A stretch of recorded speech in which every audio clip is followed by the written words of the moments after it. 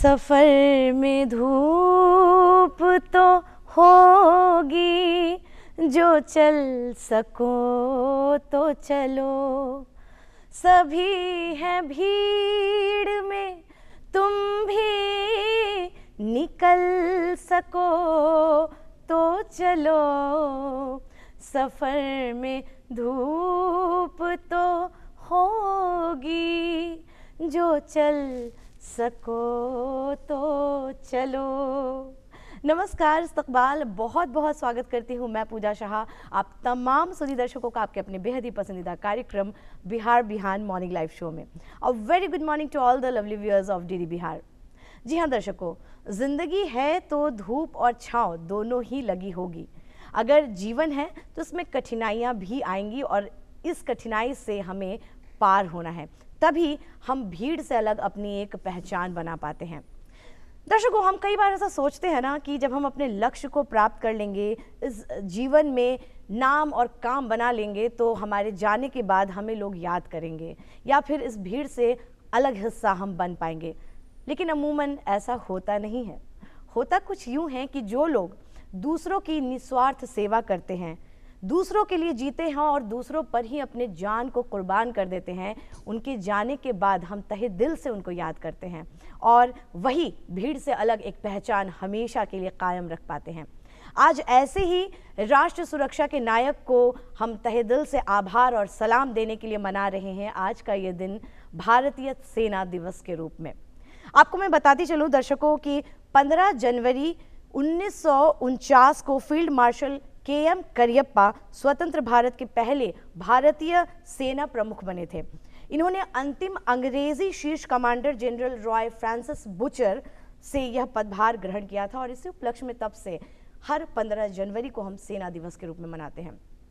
तो आइए चलिए डीडी बिहार और बिहार बिहान की पूरी टीम की ओर से हम अपने सारे सेना के जवानों को आदर और सम्मान भरा देते हैं एक सल्यूट।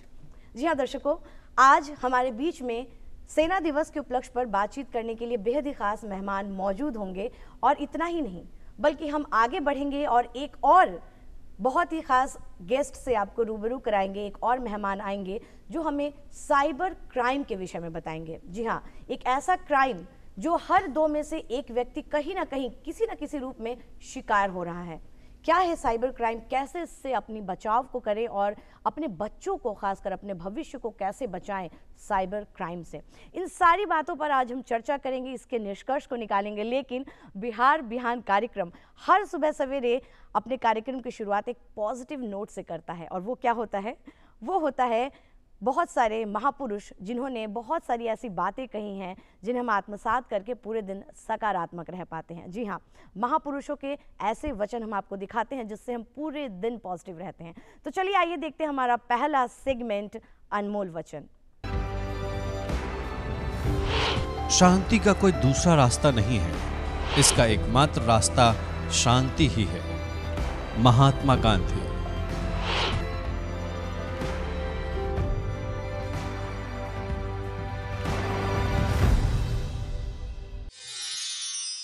जी हाँ दर्शकों, हमने देखा अनमोल वचन महापुरुषों के और इससे हम आत्मसात करेंगे और अपने जिंदगी में कठिनाइयों से आगे भी बढ़ेंगे। इसी के साथ कार्यक्रम में आगे बढ़ते हैं और आपको हम दिखाते हैं कि इतिहास में क्या कुछ दर्ज है, क्या कुछ बनाता है आज के दिन को खास। आइए पलटते हैं इतिहास के पन्नों को। देश और दुनिया के इतिहास में 15 जनवरी को कई महत्वपूर्ण घटनाएं घटी। 15 जनवरी को सेना दिवस मनाया जाता है। 15 जनवरी 1949 को लेफ्टिनेंट जनरल के.एम. करियप्पा ने भारत के अंतिम British commander in chief general Francis Roy butcher से भारतीय सेना की कमान संभाली थी। आज के ही दिन 1965 में खाद्य निगम की स्थापना हुई थी। आज के ही दिन 1986 में इंडियन एयरलाइंस की वाणिज्यिक यात्री उड़ान को पहली बार केवल महिला चालक दल ने संचालित किया था। आज ही के दिन 1988 को भारत के पूर्व गेंदबाज नरेंद्र हिरवानी ने ऐतिहासिक उपलब्धि हासिल करते हुए वेस्ट इंडीज के खिलाफ अपने पहले टेस्ट मैच में ही 16 विकेट लिए थे। आज के ही दिन 1998 में भारत के पूर्व कार्यकारी प्रधानमंत्री गुलजारी लाल नंदा का निधन हुआ था।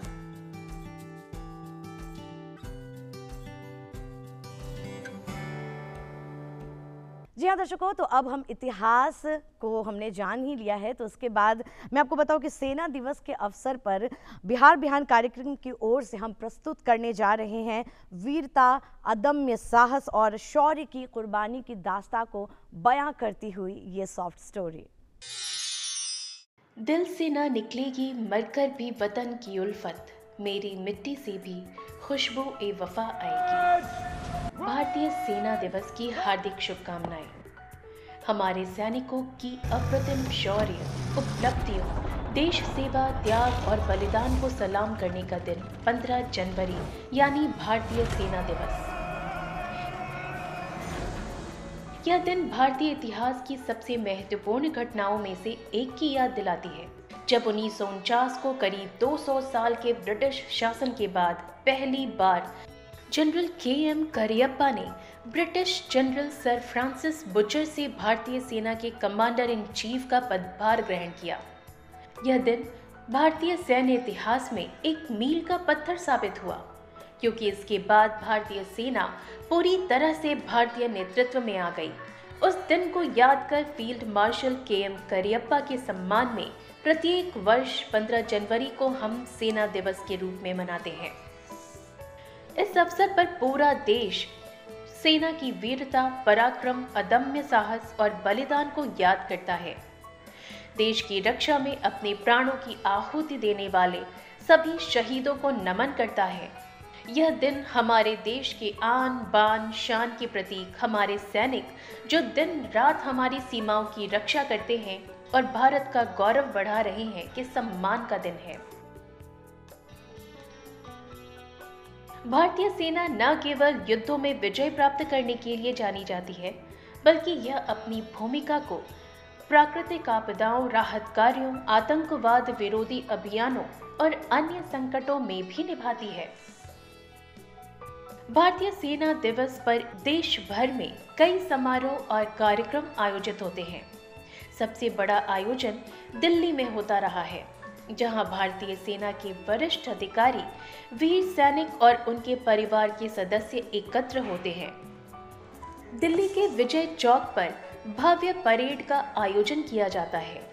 इसके अलावा अन्य सेना मुख्यालयों में सैनिक परेड, सैन्य शक्ति प्रदर्शन सहित कई तरह के कार्यक्रमों का आयोजन होता है और पूरे देश में जगह जगह सैनिकों के सम्मान में सांस्कृतिक संध्या का भी आयोजन होता है।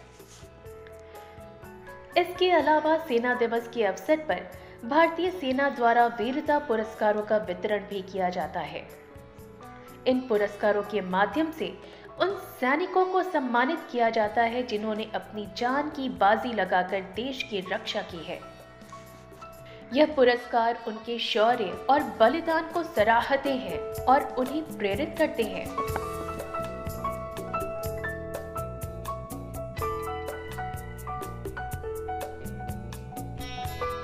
सेना दिवस भारतीय नागरिकों को यह याद दिलाता है कि हमारे सैनिकों की मेहनत, बहादुरी और बलिदान के कारण ही हम शांतिपूर्ण और सुरक्षित जीवन जी पा रहे हैं। इस दिन हम अपने सैनिकों के प्रति आभार व्यक्त करने और उनके प्रति कृतज्ञता दिखाने का एक महत्वपूर्ण अवसर मिलता है।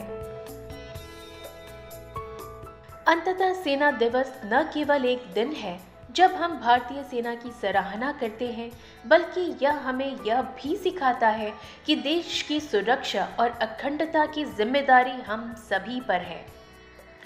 इस दिन का महत्व यह है कि हमें अपने सैनिकों की शौर्य गाथाओं को याद करके उनके संघर्ष को सम्मानित करें।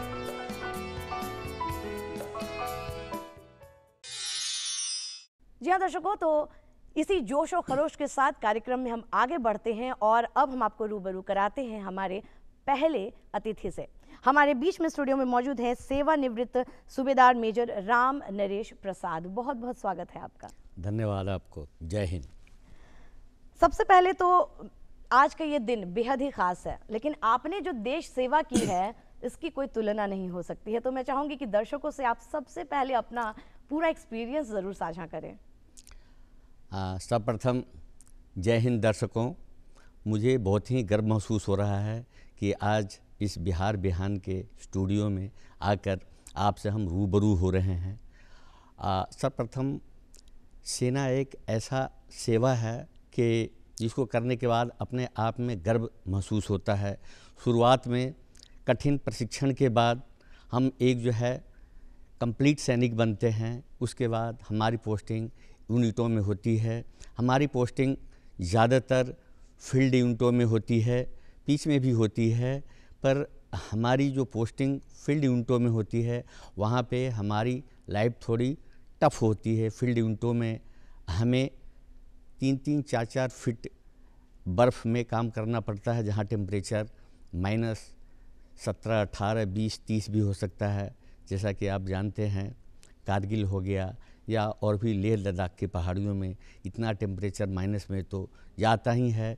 वहाँ पर हमें काम करने का मौका मिलता है और तरह तरह के हमारे दोस्तों से, हमारे अधिकारियों से, हमारे जवानों से रूबरू होते हैं और उनसे हम अपना एक्सपीरियंस गेन करते हैं। और सेवा के दौरान सबसे बड़ी बात यह है कि हमारी जो सेना की यूनिटें हैं वो एक समाज है, वो एक सोसाइटी है।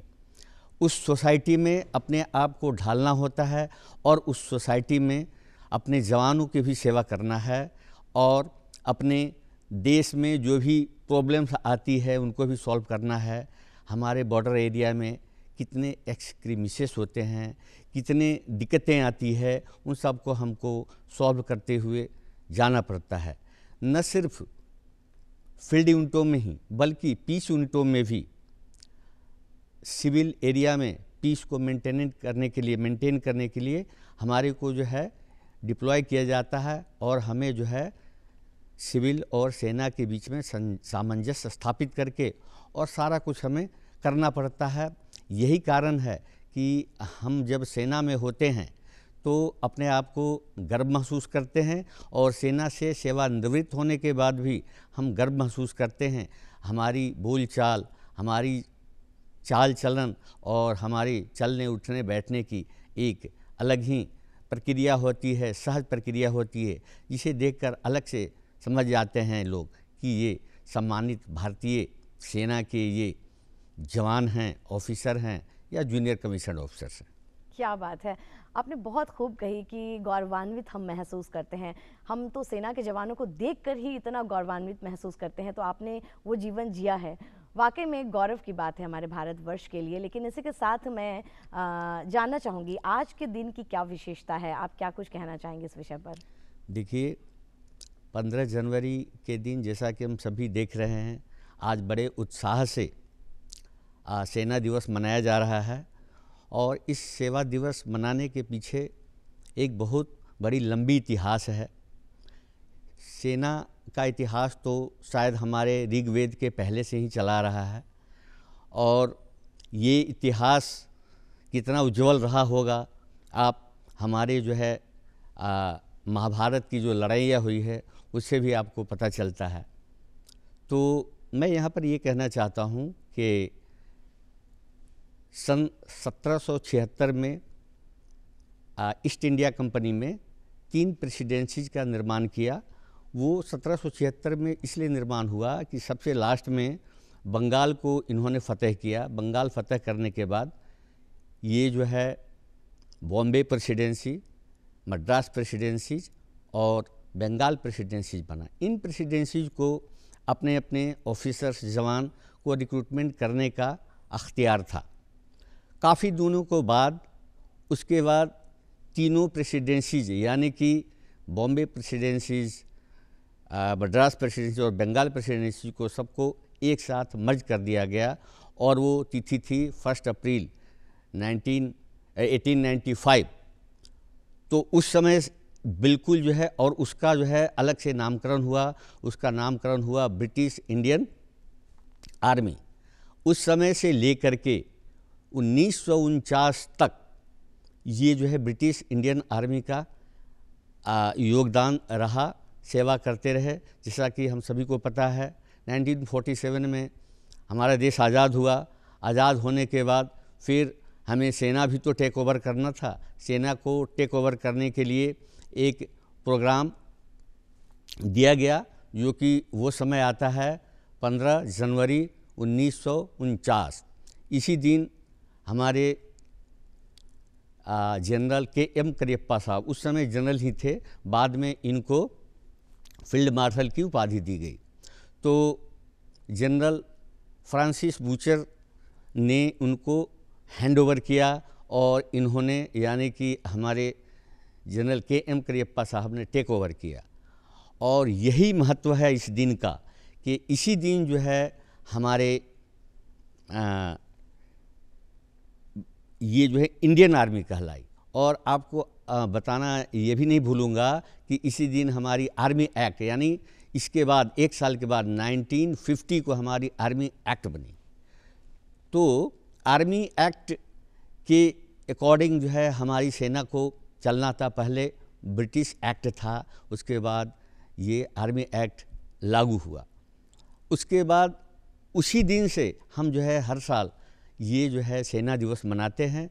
सेना दिवस मनाने के दौरान जितने भी हमारे गैलेंट्री अवार्ड्स विजेता हैं उनको बुलाया जाता है, उनको सम्मानित किया जाता है।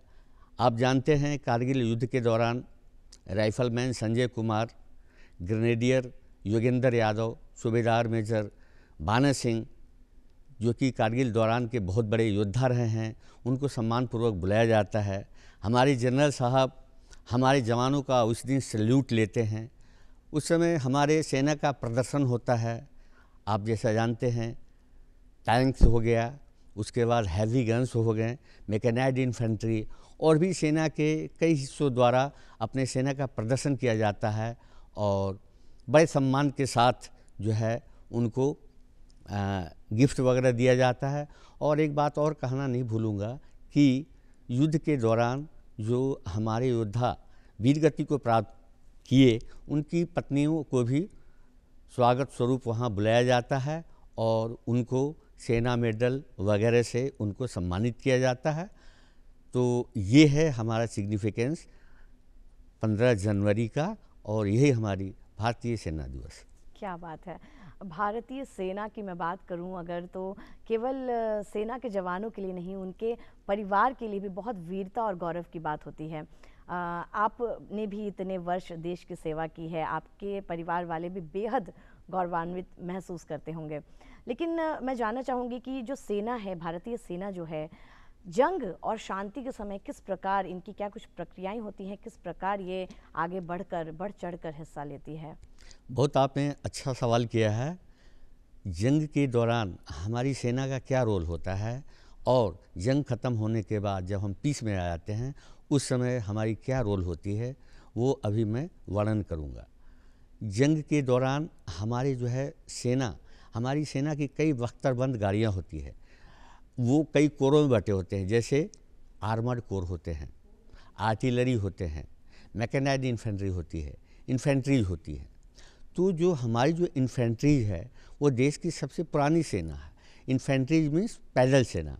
पैदल सेना का काम है जो टैंक्स वगैरह जो हमारे यहाँ चलते हैं और वो बॉर्डर पर हमारे तैनात रहते हैं, जब ये टैंक्स चलते हैं तो आगे का पूरा एरिया जो है ना खाली हो जाता है। उसको कवर करने के लिए हमारी इन्फेंट्रीज यानी पैदल सेना आगे को बढ़ती है और वहाँ से एरिया को कवर करके और ये जंग फतह करती है। तो ये हमारे जो है ना जंग में हमारी ये लड़ाई का स्वरूप होता है और बहुत ही कठिन परिस्थितियों से गुजरना पड़ता है। और सबसे बड़ी बात यह है कि हमारी जो है ना first line, second line, third line army होती है। फर्स्ट लाइन आर्मी क्या है, सेकंड लाइन आर्मी क्या है, थर्ड लाइन आर्मी क्या है? तो फर्स्ट लाइन आर्मी हमारी तो जो है आर्मर्ड टैंक्स होते हैं, बड़े बड़े गन होते हैं आर्टिलरी में। उसके बाद जो मैकेनाइज्ड इन्फेंट्री है बहुत ही इम्प्रूव्ड हमारा जो है ना ये पैदल सेना है। इसमें अब जो है कई स्वदेशी गाड़ियाँ वो कर दिया गया, इंट्रोड्यूस किया गया है, जिसमें हमारे जवान जा कर के और उस एरिया में जा कर के कवर कर सकते हैं। तो जंग के दौरान हमें काफ़ी मेहनत कर करके और अपने देश को बचाना पड़ता है और अपने बॉर्डर को सुरक्षित रखना पड़ता है। और अब आए जब शांति का समय होता है तो हम बैठे नहीं होते हैं, पीस एरिया में भी हमें बहुत कुछ काम करना पड़ता है। जैसे मान लीजिए हमारे देश के अंदर ही काफ़ी कई एक्टिविटीज़ होती है, जैसे उग्रवादी गतिविधियां हो जाती, जैसे आप जानते हैं बॉम्बे में किस तरह से जो है हमारे ताज होटल के ऊपर हुआ था, तो उसके लिए भी हमारे आर्मी के NSG नेशनल सिक्योरिटी गार्ड ने किस तरह से अपनी बहादुरी को दिखाते हुए और उसके बदमाशों को पकड़ा था, आप सभी को पता है।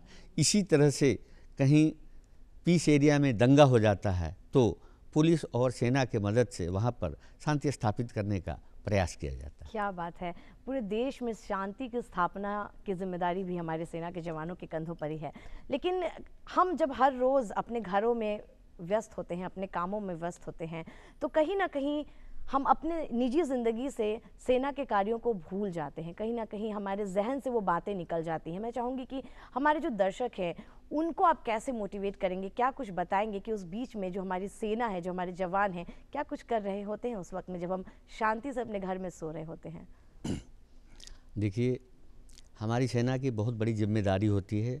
जैसा कि पहले मैंने बताया था, जंग के दौरान बॉर्डर पर हम जो है बहादुरी के साथ लड़ते हैं और पीस के दौरान भी अगर हमारे देश के किसी भी क्षेत्र में किसी भी तरह का अगर कोई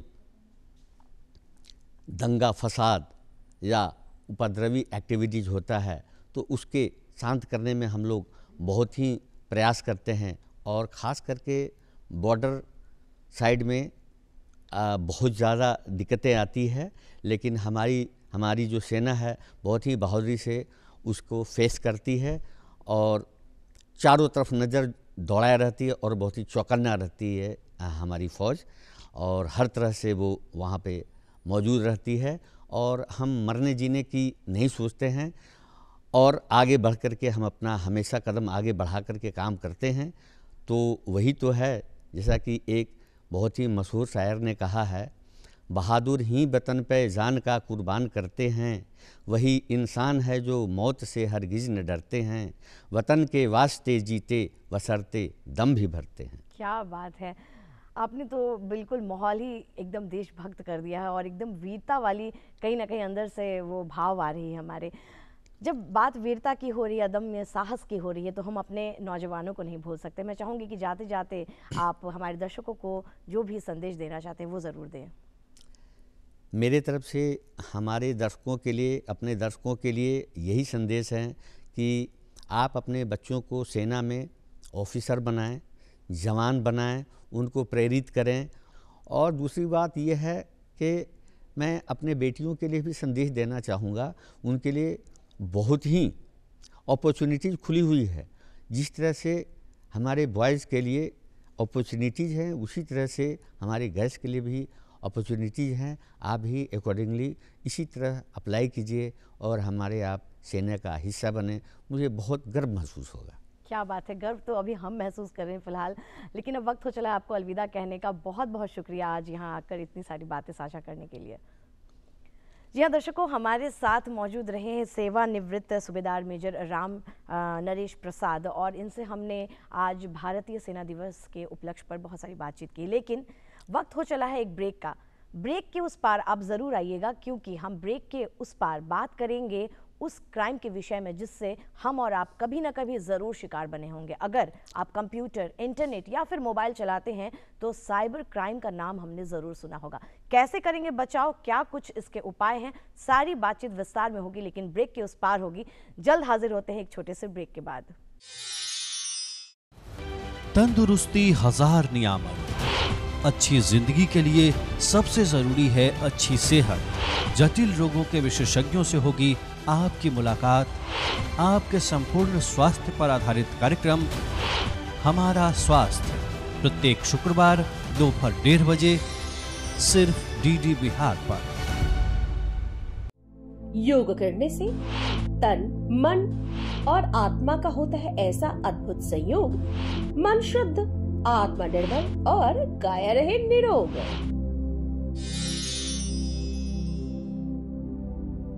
सिर्फ डीडी बिहार पर। जानकारी ग्रामीण स्वास्थ्य सुविधाओं की, शिक्षा और स्वरोजगार की, कृषि के बदलते कलेवर, सूचना तंत्र के बुलंद होते तेवर, आधारभूत संरचनाओं की भी बात, गांव के अब बदल चुके हालात। देखिए कार्यक्रम गांव घर, सोमवार से रविवार शाम 4:30 बजे सिर्फ डीडी बिहार पर। देश में अल्पसंख्यकों की तरक्की से संबंधित तमाम सरकारी योजनाओं की विस्तृत जानकारी देखते रहिए कार्यक्रम अल्पसंख्यक कल्याण प्रत्येक रविवार सुबह 9 बजे सिर्फ डीडी बिहार पर।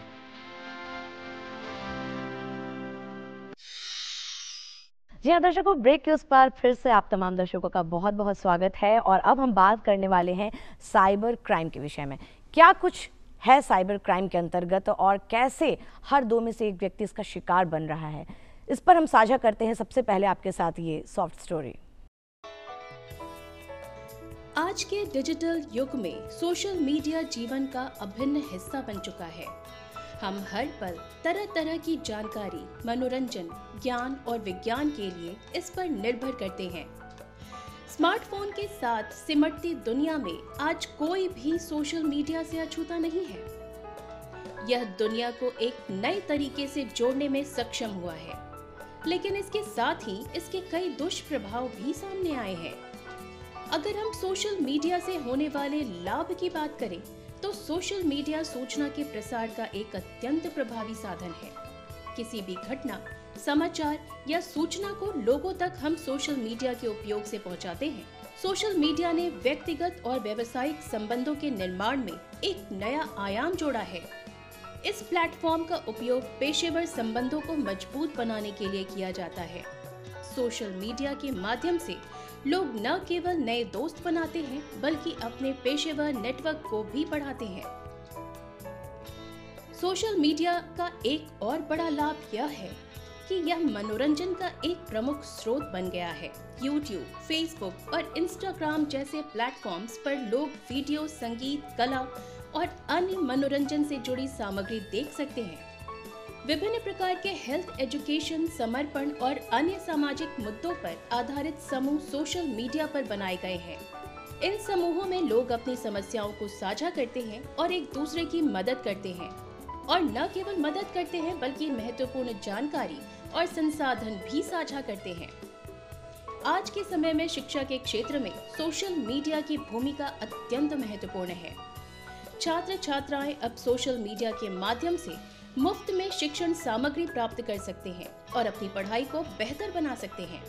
इसके अलावा कई संस्थान और शिक्षक ऑनलाइन कक्षाएं प्रदान करते हैं जो शैक्षिक क्षेत्र को नया रूप दे रही है। सोशल मीडिया का उपयोग व्यवसायिक प्रचार और विपणन के लिए भी किया जा रहा है। छोटे व्यवसाय और उद्यमी सोशल मीडिया के माध्यम से अपने उत्पादों और सेवाओं को बढ़ावा देते हैं। इस तरह हम देखें तो सोशल मीडिया के बहुत सारे लाभ हैं। इसके विपरीत सोशल मीडिया के कुछ नुकसान भी हैं। सोशल मीडिया के अत्यधिक उपयोग से मानसिक स्वास्थ्य पर नकारात्मक प्रभाव पड़ सकता है। कई अध्ययन बताते हैं कि सोशल मीडिया पर अधिक समय बिताने से अवसाद, चिंता और आत्म मूल्य में कमी जैसी मानसिक समस्याएं उत्पन्न हो सकती हैं। सोशल मीडिया पर घंटों बिता देना लोगों के लिए एक आदत बन जाती है। यह केवल समय की बर्बादी ही है। सोशल मीडिया पर उत्पीड़न और शोषण की घटनाएं बढ़ रही हैं। यौन उत्पीड़न, साइबर बुलिंग, गाली गलौज और अन्य प्रकार के ऑनलाइन उत्पीड़न के मामले लगातार बढ़ रहे हैं। यह न केवल मानसिक स्वास्थ्य के लिए खतरनाक है बल्कि कभी-कभी तो इससे गंभीर शारीरिक और मानसिक परिणाम भी हो सकते हैं। सोशल मीडिया पर फर्जी खबरों और अफवाहों का प्रसार अत्यधिक हो रहा है। सोशल मीडिया पर डेटा सुरक्षा और गोपनीयता के मुद्दे भी गंभीर हैं। उपयोगकर्ताओं के व्यक्तिगत डेटा का दुरुपयोग, हैकिंग और अन्य ऑनलाइन अपराधों के कारण लोग सोशल मीडिया के उपयोग में असुरक्षित महसूस करते हैं। सोशल मीडिया के अत्यधिक उपयोग से शारीरिक स्वास्थ्य पर भी असर पड़ सकता है। इसके अत्यधिक उपयोग से समाज में अलगाव और अकेलापन भी बढ़ सकता है। लोग वर्चुअल दुनिया में समय बिताने के कारण असल जिंदगी में सामाजिक मेलजोल को नकारने लगते हैं। सोशल मीडिया के फायदे और नुकसान दोनों ही स्पष्ट हैं। इसका सही उपयोग व्यक्ति के जीवन को बेहतर बना सकता है, जबकि इसके अत्यधिक या गलत उपयोग से गंभीर समस्याएं उत्पन्न हो सकती हैं। इसलिए हमें सोशल मीडिया का उपयोग संयमित और सजग तरीके से करना चाहिए। जी हाँ, तो अब वक्त हो चला है हमारे उस खास मेहमान से रूबरू होने का, जो इस विषय पर पूरी तरीके से हमें सारी राय और चर्चाएं करेंगे और इसका निष्कर्ष भी बताएंगे। तो हमारे बीच में है रजिस्ट्रार मौलाना मजहरुल हक, अरेबिक एंड पर्शियन यूनिवर्सिटी से कर्नल कामेश कुमार। बहुत बहुत स्वागत है आपका। थैंक यू, सभी को नमस्कार। मैंने जैसे दर्शकों से कहा कि साइबर क्राइम के विषय में हमें जानना ज़रूरी है, तो सबसे पहले मैं चाहूँगी कि आप आम शब्दों में हमारे दर्शकों को बताएं कि आखिर है क्या ये साइबर क्राइम। पहले साइबर क्राइम के बारे में जानने से पहले आपको जानना होगा कि क्राइम क्या है। तो क्राइम ये एक ऑफेंस है जो कि किसी पर्सन के अगेंस्ट किया जाता है, और हम लोग फिजिकल वर्ल्ड में आम तौर पे ऑफेंसेस देखते हैं, चाहे वो फिनेंशियल ऑफेंसेस हो, वित्तीय लेन देन के बारे में हो, या धमकी हो, या आप मर्डर करना हो, ये सारे ऑफेंसेस हैं। तो जब साइबर वर्ल्ड बना और हम लोगों ने कम्युनिकेशन शुरू किया, संचार हमारा और बातचीत हमारी कम्युनिकेशन डिवाइसेस के थ्रू यानी इंटरनेट के थ्रू, तो उस पे लोगों ने उसी तरह के क्राइम करना शुरू किया। तो साइबर क्राइम बेसिकली ये डिफ़ाइन किया गया है कि इंटरनेट के किसी भी घटक या किसी भी साधन के द्वारा अगर वित्तीय लेन देन का क्राइम किया जाता है, या धमकी भेजी जाती है, ईमेल के द्वारा भेजे जाते हैं धमकी भरे मैसेज, या चैट के थ्रू धमकी भरे मैसेज दिए जाते हैं, या आइडेंटिटी थेफ्ट होती है, इस तरह के बहुत सारे ऑफेंसेस हैं, उसको साइबर क्राइम माना गया। तो ये सिमिलर है क्राइम जैसे कि हम लोग आमतौर पे नॉर्मल फिजिकल वर्ल्ड में देखते हैं, उसी तरह साइबर क्राइम हमारे इंटरनेट कम्युनिकेशन के थ्रू ये साइबर क्राइम किया जाता है। और चूँकि बिना इंटरनेट के आज के दिन कोई भी रह नहीं सकता है, बहुत डिफ़िकल्ट है, इसलिए ये साइबर क्राइम दिन पर दिन और भी इम्पॉर्टेंट होता जा रहा है कि अगर इस साइबर क्राइम को नहीं रोका गया तो बहुत ही मुश्किल होगी, क्योंकि इसके थ्रू 3-4 जो रीजन्स हैं जो हमारे आम जिंदगी को प्रभावित करते हैं। पहले है कि वित्तीय डैमेज किसी भी पर्सन को, फिर है रेपुटेशनल डैमेज, और तीसरा है कि emotional and psychological damage. Emotional and psychological damage जो है वो बहुत ही आपके ऊपर, आदमी के ऊपर प्रभाव डालता है, इसके बहुत ही दूरगामी प्रभाव हैं। तो ये साइबर क्राइम है। बिल्कुल सही कहा आपने। साइकोलॉजिकल डैमेज के विषय में आपने कहा, तो सबसे पहले हमारे जहन में बच्चों की बात आती है, क्योंकि आज के ज़माने के बच्चे मोबाइल और इंटरनेट के बगैर नहीं रहते हैं। बच्चों को हम कैसे बचाएंगे साइबर क्राइम से? सिर्फ बच्चों को साइबर क्राइम से बचाने के लिए पहले जानना पड़ेगा कि बच्चों को आखिर बच्चों के अगेंस्ट साइबर क्राइम होते क्यों हैं और इसको कैसे रोकने को पाए हैं। तो आज आप जैसे जैसे टेक्नोलॉजी एडवांस होती जा रही है, आप देख रहे हैं कि बच्चों की आईसीटी जो कम्युनिकेशन टेक्नोलॉजीज़ है, उनको पढ़ाने के लिए, चाहे वो एजुकेशन हो या बातचीत हो या उनका ईमेल हो, इवन स्कूल्स में उनकी जो ऑनलाइन क्लासेस होती हैं तो वो भी इंटरनेट के थ्रू होती है। यानी बच्चों को वो माध्यम दे दिया गया है शुरू से लेके, जो कि पोटेंशियल थ्रेट हो सकता है, वो वेपन है। मोबाइल इज़ अ वेपन, यानी मोबाइल अगर बच्चों के हाथ में हो, और हम लोग तो शुरू से अगर आप देखेंगे कि जब से बच्चा पैदा होता है वो चलना बोलना शुरू करता है, तो माँ बाप, क्योंकि आप पूरे अपने सोशल पैटर्न को देखें तो माँ बाप हमारे आजकल दोनों माँ बाप नौकरी करते हैं। माँ बाप नौकरी करते हैं तो बच्चे को पालने के लिए हम लोग या तो आया रख लेते हैं गरीबों में, या गांव में किसी के भरोसे छोड़ के चले जाते हैं। जैसे जैसे बच्चा बड़ा होता है, गांव में भी मोबाइल आ गया है, शहर में भी मोबाइल आ गया है, तो क्या करते हैं माँ बाप, उसको कार्टून दिखाना शुरू करते हैं। यानी धीरे धीरे एडिक्शन शुरू हो जाता है, और वो एडिक्शन, और बच्चा एक सॉफ्ट टारगेट है, बच्चे का दिमाग बहुत रॉ है, उसको जिस रूप में आप करेंगे, यूज़ करेंगे, वो उसी रूप में दिमाग यूज़ होगा। तो इस तरह से जब बच्चा जो बड़ा होता है, वो एडिक्शन है, बिना मोबाइल के रह नहीं सकता है। फिर आप उसके बाद पीयर प्रेशर बहुत ज़्यादा होता है, जब वो स्कूल में जाता है, चाहे शहर में जाए या गांव में जाए, तो वो अपने दोस्तों के थ्रू वो कम्युनिकेट करता है, और फिर उसे एहसास होता है कि इस साइबर वर्ल्ड में उसके पास बहुत सारी ऐसी सुविधाएं हैं, बहुत सारी ऐसी टूल्स हैं जिसको यूज़ करके वो अपना दिमाग करप्ट कर सकता है।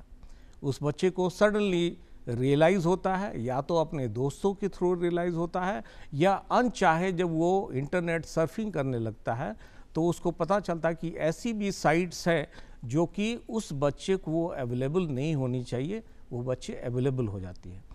उस बच्चे को तो फिर वो यूज टू होता है, फिर वो चैटिंग डिफरेंट आइडेंटिटी से वो अपना ईमेल खोलता है।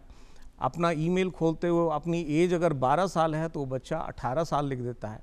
तो ये बहुत सारी चीज़ें हैं जो कि उसको साइबर वर्ल्ड के बहुत सारे जो ऑफेंडर्स हैं, जो क्राइम करते हैं, उसको बच्चे को एक्सपोज करते हैं, उसकी आइडेंटिटी एक्सपोज होती है। इस आइडेंटिटी एक्सपोज से फिर वो बच्चा उनके चंगुल में फंस जाता है, चाहे वो फिशिंग के माध्यम से फंसे या साइबर बुलिंग के माध्यम से फंसे। बहुत तरह के साइबर क्राइम्स हैं। एक साइबर स्टॉकिंग है।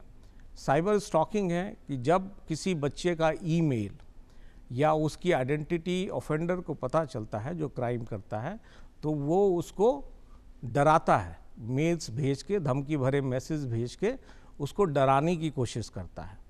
फिर है साइबर बुलिंग। जैसे आपने देखा होगा कि आप अगर बच्चे खेलने जाते हैं, अगर हम लोग जब खेलने जाते थे तो एक कोई जिसकी बॉडी तगड़ी होती थी वो डराने की कोशिश करता था, फिर उसके पीछे पीछे जाता था वो कि बच्चा, फिर उससे पैसे उगाही करने की कोशिश करता। ये आम वर्ल्ड में बच्चों में अक्सर होता है।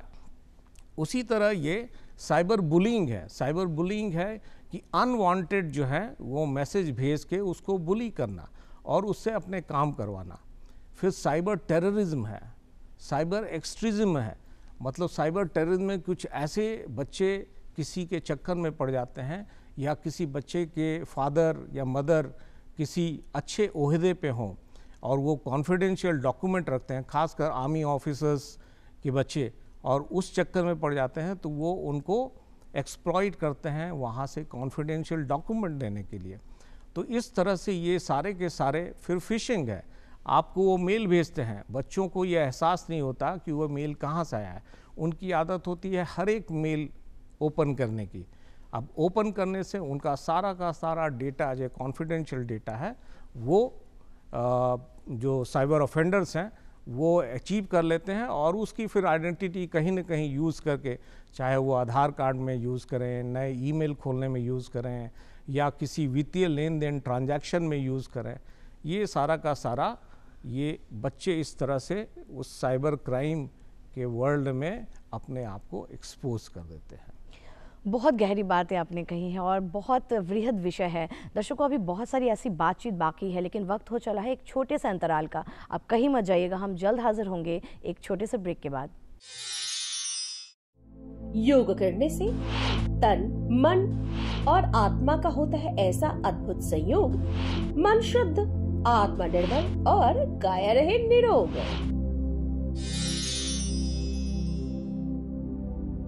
सिर्फ डीडी बिहार पर जानकारी ग्रामीण स्वास्थ्य सुविधाओं की, शिक्षा और स्वरोजगार की, कृषि के बदलते कलेवर, सूचना तंत्र के बुलंद होते तेवर, आधारभूत संरचनाओं की भी बात, गांव के अब बदल चुके हालात। देखिए कार्यक्रम गांव घर, सोमवार से रविवार शाम 4:30 बजे सिर्फ डीडी बिहार पर। देश में अल्पसंख्यकों की तरक्की से संबंधित तमाम सरकारी योजनाओं की विस्तृत जानकारी देखते रहिए कार्यक्रम अल्पसंख्यक कल्याण, प्रत्येक रविवार सुबह 9 बजे सिर्फ डीडी बिहार पर।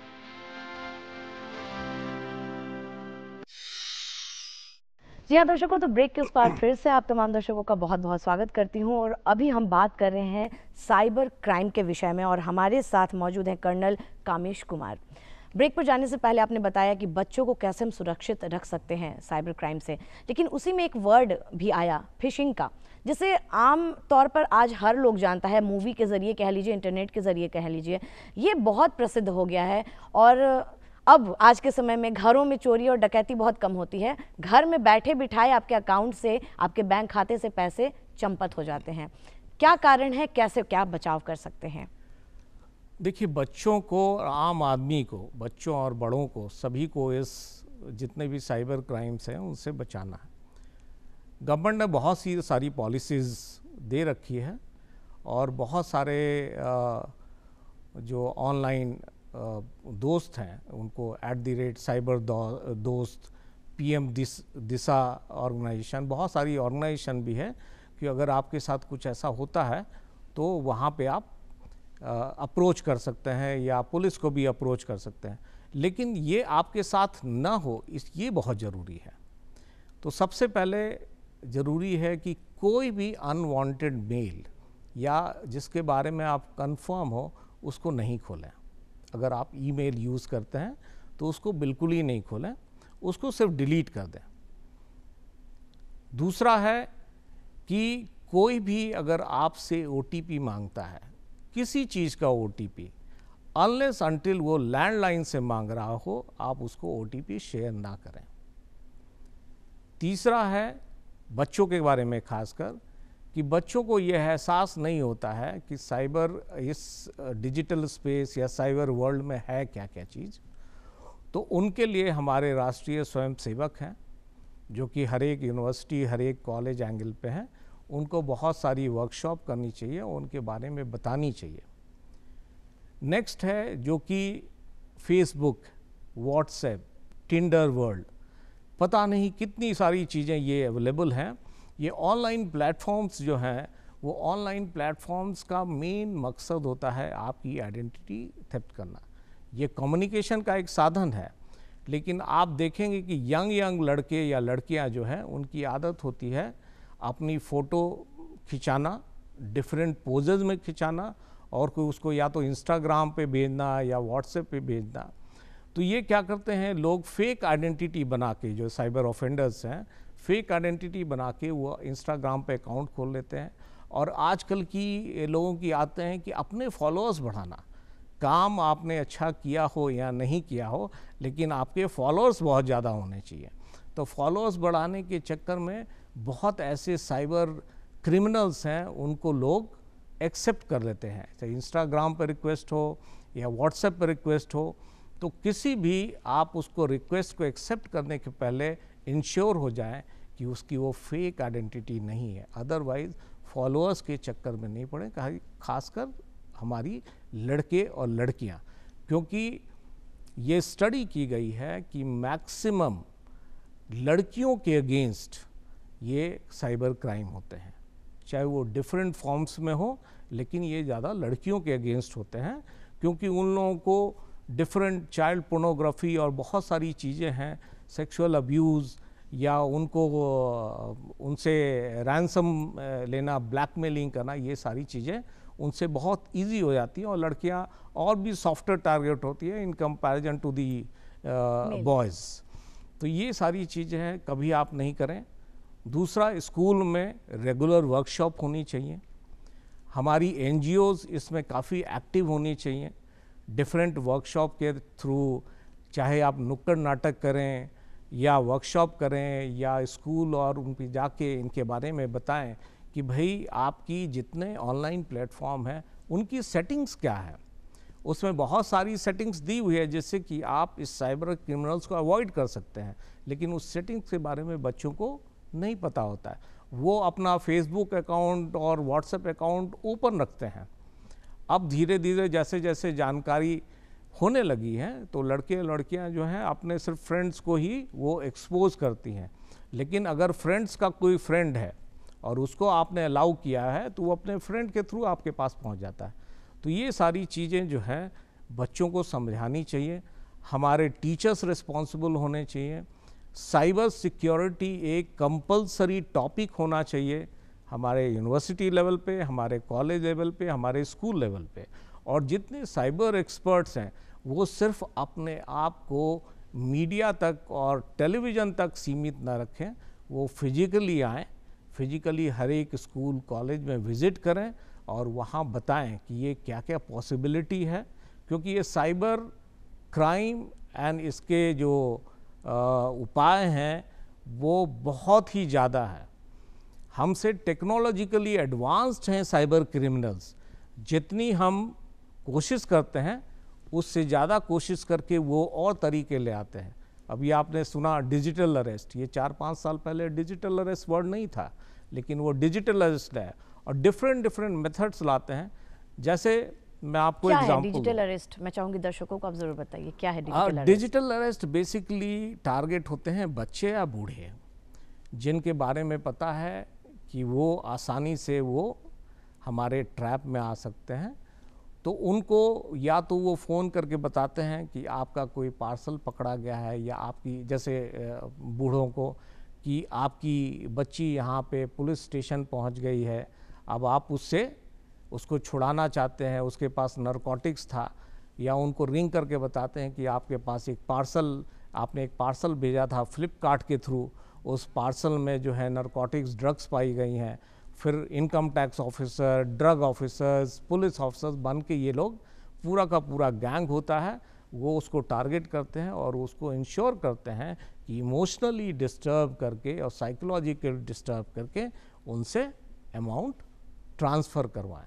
इस तरह के टीवी में भी केस आ चुके हैं। महाराष्ट्र में एक केस था कि एक बुज़ुर्ग जो रिटायर्ड था, उसमें 3 करोड़ रुपए पड़े हुए थे, तो वो बार बार बैंक मैनेजर के पास जा रहा था कि मुझे ट्रांसफ़र करना है और अननोन अकाउंट को ट्रांसफ़र करना है। तो bank manager, she was a lady, बहुत सेंसिबल थी, उसने पाया कि इस बुजुर्ग के थ्रू कुछ तो गड़बड़ है। तो उन्होंने उसको बुलाया, अपने मैनेजर, रीजनल मैनेजर को बुलाया, उनसे बात कराई। फिर वहाँ से साइबर के जो एक्सपर्ट्स हैं उनसे बात कराई, तब जाके पता चला कि ये उनको टारगेट कर रहे हैं और कोशिश कर रहे हैं कि पैसे ट्रांसफ़र कराने का। और बेसिकली वो कोशिश करते हैं रेपुटेशनल डैमेज की, कि आपकी रेपुटेशन जो 20 साल में या 25 साल में आपने बनाई है, वो 2 मिनट में हम ख़राब कर देंगे। तो आजकल न्यूज़ और एडवर्टीजमेंट हमारी गवर्नमेंट ऑफ इंडिया ने क्या कि आप डरे नहीं, आप अपनी रेपुटेशन के बारे में नहीं सोचें, कि ये आजकल आम बात हो गई है कि ये डिजिटल अरेस्ट करते हैं, आपको घर में बैठा के अरेस्टिंग है, फिजिकल अरेस्ट नहीं, डिजिटली अरेस्ट। आप सारे वर्ल्ड से अलूफ हो जाओ और उनके कहने के अनुसार काम करो। तो ये डिजिटल अरेस्ट वर्ड नया आया है, और हो सकता है कि 2 साल 3 साल में फिर और कुछ नया और घातक आ जाए, और कुछ नया आ जाए जी। आप ये सोचिए कि यहाँ से बच्चे बाहर पढ़ने के लिए जाते हैं, पूना पढ़ने के लिए जाते हैं या बैंगलोर पढ़ने के लिए जाते हैं, वहाँ पर वो पीजी खोजते हैं। अब जब आप नेट पे जाएंगे, पीजी सर्व करेंगे, तो उन्होंने डुप्लीकेट वेबसाइट्स बनाई हुई है। वो पीजी आप खोजने के लिए वो आपको बोलते हैं कि ठीक है, आप ना पूरा आधार कार्ड ये दीजिए, फिर ओटीपी मांगेंगे, ओटीपी मांगने के साथ ही आपका अकाउंट साफ हो जाएगा। तो किस एरिया में ये साइबर क्रिमिनल्स पहुंच रहे हैं, ये बहुत डिफ़िकल्ट है पता लगाना, लेकिन आपको अपना बचाव करना है थ्रू दी पेरेंट्स को सबसे पहले तो मोबाइल, अपनी कमी उसको बचाने के लिए मोबाइल नहीं पकड़ाना चाहिए। आपके पास अगर टाइम नहीं है तो one of the parents should leave the job और बच्चे पे ध्यान देना चाहिए।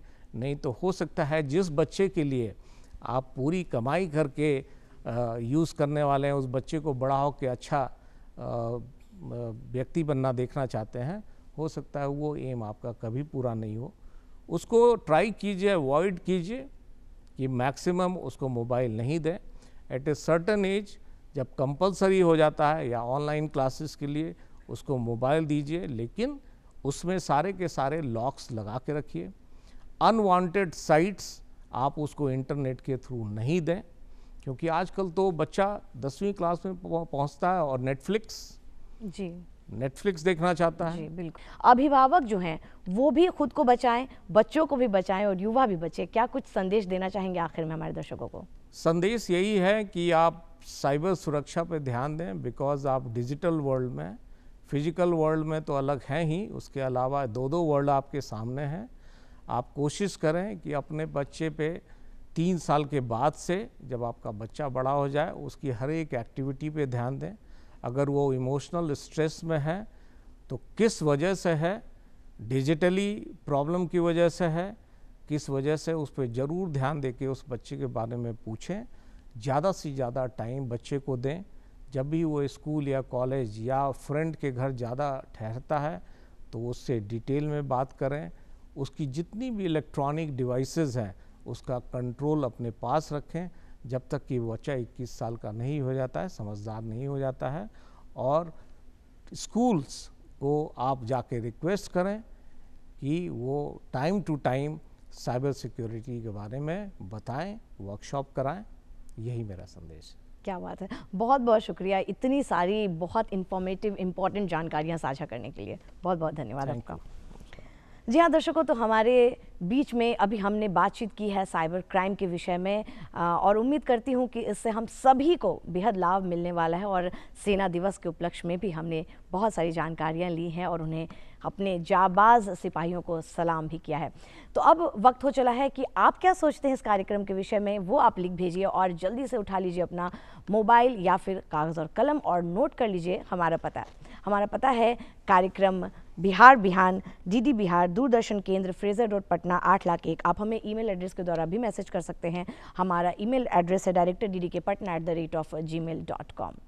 तो दर्शकों, अब वक्त हो चला है आपसे अलविदा लेने का, लेकिन जाते जाते आपको छोड़े जाऊंगी सुरीले नगमों के साथ।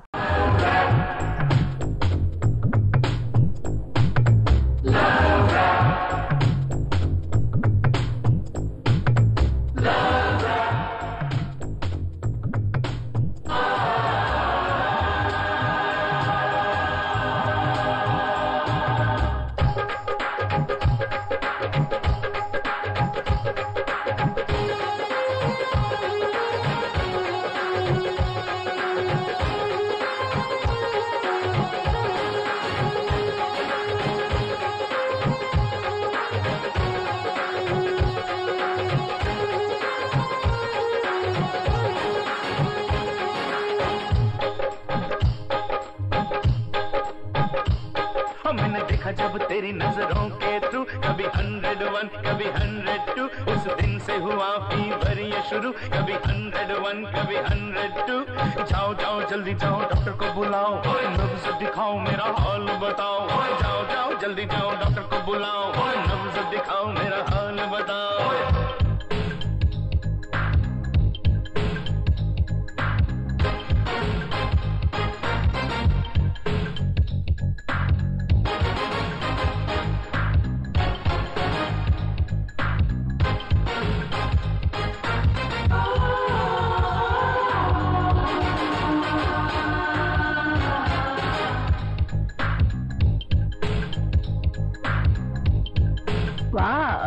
क्यों दिल करता है धक धक मेरे यार,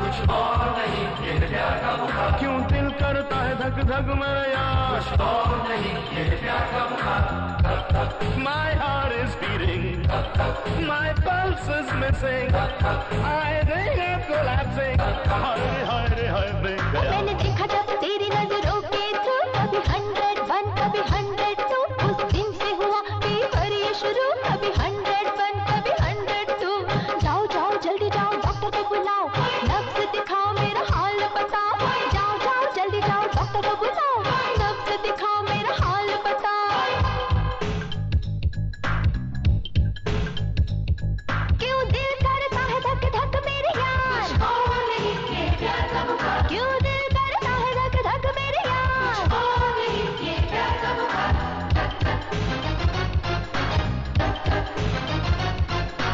धक धक We don't want palace, we don't want name, We don't want money, we don't want fame, we don't want bungalow, we don't want car, we want only love, we want only love.